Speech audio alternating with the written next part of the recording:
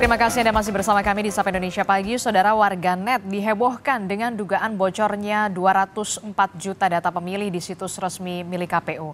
KPU pun sedang menelusuri.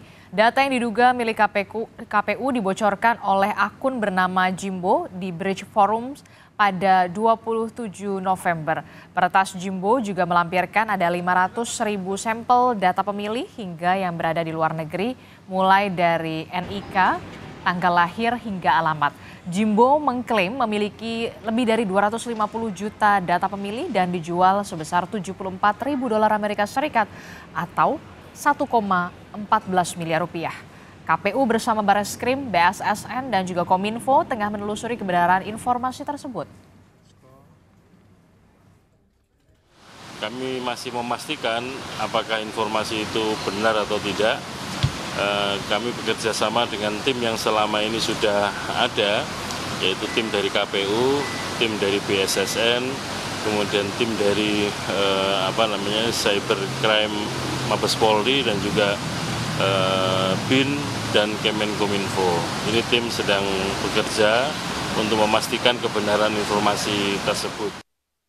Sementara Kominfo sendiri menanggapi soal dugaan kebocoran data pemilih di situs resmi KPU. Kominfo telah menerjunkan Direktorat Jenderal Aplikasi Informatika atau Aptika untuk menelusuri dugaan kebocoran data pemilih.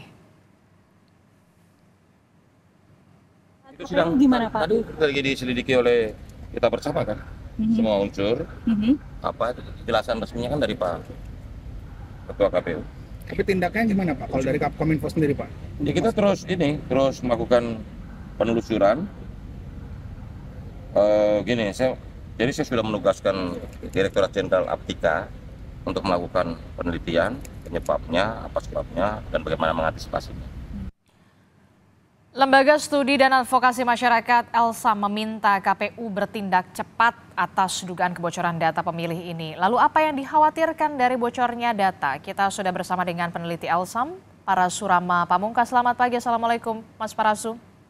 Selamat pagi Mbak Disti. Iya, jadi kan kita tahu ini bukan kali pertama ya bocornya data pemilih di KPU. Sebelumnya 2022 yang lalu ada sekitar 105 juta data pemilih yang kemudian juga bocor.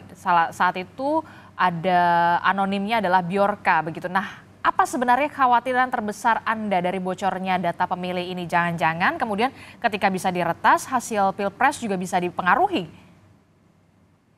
Ya, ini yang kita sayangkan ya. Ini kejadian berulang, tidak hanya sebenarnya KPU tapi juga badan publik lain. Hampir tidak ada penegakan hukum terkait kasus-kasus kebocoran data pribadi yang melibatkan badan publik. Pun badan privat juga masih mengawang-awang hasilnya seperti apa. Dan kita tidak menerima informasi apapun ya terkait apa sebenarnya yang terjadi dalam kebocoran-kebocoran tersebut. Nah, khawatirnya ini akan meningkatkan pertama angka golput ya, karena ada ketidakpercayaan terhadap bagaimana KPU memproses data pribadi kita. Kemudian yang kedua adalah tingkat kepercayaan. Ini soal legitimasi sebetulnya. Hasil pemilu ini apakah kemudian akan menghasilkan satu yang dihasilkan dari proses yang berintegritas. Lalu lebih lanjut lagi hal spesifik seperti misal profiling ya, karena data kita sudah tersebar, maka akan mudah pihak-pihak yang tidak bertanggung jawab untuk menarget kita secara spesifik gitu. Dampaknya ini bahkan lebih dari sekedar tujuan-tujuan elektoral, kemungkinan polarisasi masyarakat terkait data pribadi, karena data pribadinya sudah tersebar dan sudah teridentifikasi misal political interest-nya, maka itu bisa saja terjadi gitu. Oke, artinya kemudian data pribadi kita sudah tersebar, ada kegagalan dalam merahasiakan dan melindungi data pemilih. Ada sanksi sebenarnya soal ini, Mas Parasu? Nah, itu yang menjadi soal hari ini. Jadi tidak ada penegakan hukum terhadap beberapa kejadian kebocoran data pribadi yang melibatkan badan publik. Nah, kita sekarang sudah punya Undang-Undang PDP. Undang-Undang PDP itu sudah mengatur beberapa sanksi ya. Di antaranya ada sanksi administratif, ada teguran tertulis, kemudian ada penghentian pemrosesan data, ada pemusnahan data, kemudian juga ada denda administratif. Sayangnya ada beberapa anggapan bahwa undang-undang ini belum berlaku. Dan itu adalah pandangan yang keliru, karena kalau kita bandingkan dengan undang lain misal KUHP yang ada masa tenggang sekitar 3 tahun, Undang-Undang PDP dinyatakan bahwa sudah berlaku sejak diundangkan. Dan itu yang membuat beberapa pihak merasa bahwa undang-undang PDP belum bisa dilaksanakan hari ini begitu. Kalau kita melihat ini kita khawatir karena memang data pribadi kemudian yang memang seharusnya dirahasiakan dan ini bukan kali pertama KPU diretas. Sebenarnya celah-celah dari mana kemudian harusnya evaluasi seperti apa? Jangan sampai kemudian lebih pintar hackernya. Ya, ya itulah problemnya. Tapi yang harus kita lakukan sebetulnya tentu kita Elsa mendorong ya KPU segera melakukan investigasi internal. Investigasi internal ini untuk mengidentifikasi sumber kegagalan perlindungan, termasuk juga menganalisis ya informasi yang berkaitan dengan insiden selanjutnya. Juga ada prioritas terhadap penanganan insiden. Ini kan bisa kerjasama dengan gugus tugas yang sudah dibuat oleh KPU bersama dengan BSSN, ada juga BIN, lalu juga ada Kominfo dan juga Polri, karena ini tentu berangkat dari illegal akses ya terhadap sistem informasi KPU yang mana sebenarnya ada beberapa sistem informasi yang KPU gunakan hari ini, tidak hanya yang berkaitan dengan data pemilih, tapi juga ada data calon, ada namanya SILON ya, sistem informasi pencalonan, ada juga namanya SIPOL, sistem informasi partai politik. Ada namanya Sirekap yang nanti akan menghitung ya hasil pemilu. Karena kalau kita bicara soal integritas data, pertanyaannya apakah nanti Sirekap bisa dijamin integritasnya gitu. Kalau kita lihat kan ini di yang baru ini adalah Jimbo, ini bahkan dijual $74.000 Amerika Serikat atau senilai 1,1 miliar. Kemudian yang di tahun 2022 dijual juga dengan harga 77 juta kalau tidak salah. Nah, ini kalau kita melihat sebenarnya motifnya seperti apa sebenarnya? Ya ini yang tidak bisa diterka dan tidak bisa kita pahami karena memang tidak ada investigasi yang serius ya terhadap kasus ini. Tentu ini akan membutuhkan pihak kepolisian dalam konteks penegakan hukum untuk melihat sejauh mana ini dilakukan dan apa motifnya, kemudian terutama yang utama adalah bagaimana pertanggungjawabannya, dan kita tidak menerima itu, Adisti. Jadi ini memang masih abu-abu. Hampir semua kejadian kebocoran data pribadi yang melibatkan badan publik tidak ada sama sekali penegakan hukumnya, dan kita tidak menerima apapun, misalnya ya soal notifikasi. Mestinya apa yang kita tanyakan hari ini kita dapatkan melalui notifikasi yang disampaikan langsung oleh pengendali data. Salah satu kewajiban pengendali data ketika terjadi kebocoran seperti ini adalah memberitahukan kepada subjek data, dalam hal ini kepada para pemilih, bahwa datamu sudah bocor. Apa saja data yang bocor, lalu sejauh mana penanganannya, itu yang belum kita dapatkan. Jadi memang seharusnya ketika ada dugaan kebocoran data ini, KPU punya kewajiban untuk memberitahu kepada publik fakta sebenarnya seperti apa, penyelesaiannya harus seperti apa, begitu? Ya, ini sebenarnya juga terjadi ya di banyak negara, tidak hanya di Indonesia. Semestinya KPU bisa melihat contoh baik ya, misalnya Agustus lalu Adisti, ada juga kebocoran yang terjadi di UK ya, di Inggris yang melibatkan juga data pemilih.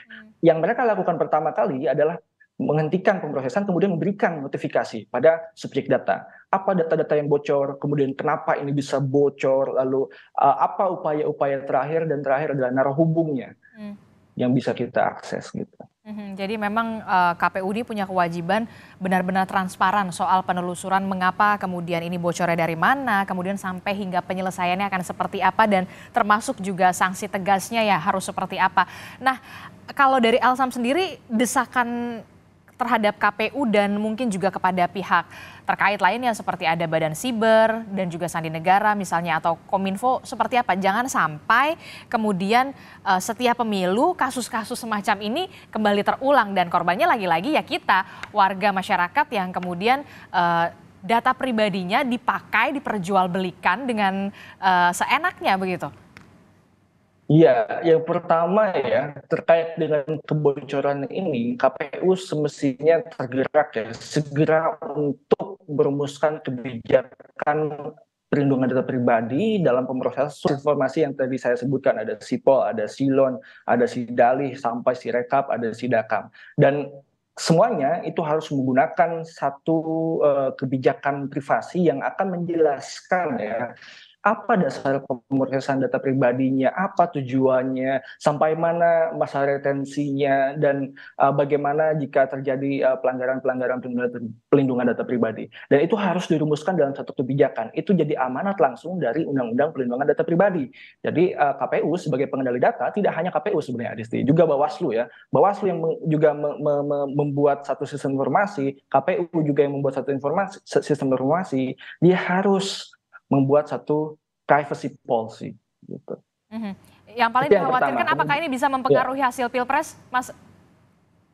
Ya, itu tadi yang paling mengkhawatirkan dari bocornya data ini adalah integritas pemilu secara keseluruhan ya, karena melindungi data pribadi saja tidak bisa, apakah kita bisa yakin proses ini berintegritas, apakah nanti penghitungan melalui misalnya Sirekap juga bisa dilindungi secara infrastruktur maupun secara kebijakan-kebijakan yang tadi saya sebutkan. Mestinya KPU paling tidak memiliki satu kebijakan internal, kemudian SOP-SOP yang jadi amanat langsung ya dari Undang-Undang PDP untuk menjamin integritas data, dan pada akhirnya adalah soal integritas pemilu gitu. Oke, sanksi tegas apa yang memang seharusnya diberlakukan kalau memang ada kebocoran-kebocoran seperti ini? Karena kita tahu ini bukan kali pertama KPU datanya bocor, kemudian website pemerintahan juga sempat dihack, diretas begitu, kita pernah tahu DPR RI juga sempat dihack, diretas. Adakah sanksi tegas yang memang harusnya sudah diberlakukan? Ya, pertama Adisti, ada kebingungan kita untuk memilih mana lembaga yang harus kita sampaikan laporan. Kepada siapa kita harus menyampaikan laporannya? Apakah kepada Bawaslu sebagai pengawas pemilu atau juga kepada Kominfo? Nah, saat ini berdasarkan undang-undang yang ada, Kominfo masih tetap memegang mandat sebelum adanya otoritas data pribadi nantinya. Dan apa yang bisa Kominfo lakukan sebenarnya tidak perlu menunggu sampai 2 tahun sampai undang-undang PDP dianggap berlaku secara keseluruhan. Sebenarnya sudah berlaku. Sanksi-sanksi yang dituangkan di dalam undang-undang PDP sebenarnya bisa dilakukan juga dan diterapkan kepada pengendali data, dalam hal ini adalah KPU. Ada teguran tertulis, kemudian juga bisa saja Kominfo memerintahkan penghentian sementara, bahkan juga meminta pemusnahan atau penghapusan data, dan itu bisa dilakukan pada dasarnya. Tapi kita harus juga melihat ya peran Bawaslu dalam hal ini sebagai pengawas pemilu, karena berkaitan dengan integritas data sebenarnya kan berkaitan juga dengan prinsip-prinsip penyelenggaraan pemilu yang berjurdil, dan itu harus juga dipastikan oleh Bawaslu bahwa ini tidak terulang kembali gitu. Jadi harus ada koordinasi antara Bawaslu dan Kominfo untuk menanggulangi dan memitigasi kejadian serupa di masa depan, terutama sebelum proses pemilu ini berakhir begitu. Oke, diperlukan sanksi tegas yang memang harus diberlakukan, selain kemudian harus ada juga perbaikan, evaluasi yang komprehensif, audit investigasi yang internal. Jangan sampai kemudian setiap pemilu kejadian kebocoran data pemilih ini kita yang menjadi korbannya, dan jangan sampai terulang kembali ya, begitu ya Mas Parasu? Ya, tentu ini kita harus lihatnya sebagai ancaman terhadap integritas pemilu ya, karena bagaimanapun kewajiban dari KPU dalam mengembangkan sistem informasinya adalah menjaga integritasnya. Jangan sampai ini berakibat pada tidak legitimate-nya hasil pemilu. Jangan sampai ke sana. Baik, terima kasih informasinya peneliti Elsam Parasurama Pamungkas telah bergabung bersama kami. Kita harapkan tentu saja di setiap pemilu jangan sampai kemudian kebocoran-kebocoran data pribadi kita ini terjadi kembali. Terima kasih informasinya, sehat-sehat selalu. Terima kasih.